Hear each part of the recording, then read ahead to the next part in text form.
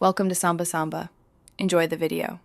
You begin by verifying you have a valid Windows 10 license or digital entitlement ready. This matters because activation can fail otherwise.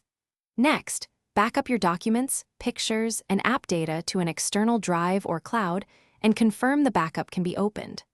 Once done, suspend BitLocker and unlink your Microsoft account so credential sync won't block local account changes. Now you're ready to create a Windows 10 ISO mount and prepare the in-place downgrade path without USB. You mount the Windows 10 ISO by right-clicking and choosing Mount.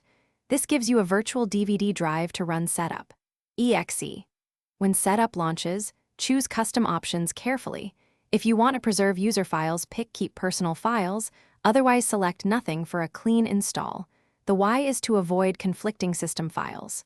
Make sure to choose the matching edition and uncheck Download Updates Now to stop feature mismatches. Proceed with Install and Follow prompts until the first reboot completes. After setup finishes, install chipset, display, and network drivers from your PC makers site so hardware functions correctly. Then run Windows Update to catch cumulative fixes. Once stable, re-enable BitLocker and sign back into your Microsoft account to restore sync and digital entitlement. If Windows 10 doesn't activate, run SLU4 for phone activation or verify the product key you used. As a fallback, contact Microsoft support and have your device ID and proof of license ready. This single troubleshooting step resolves most activation issues. Thanks for watching. Consider subscribing if we helped you.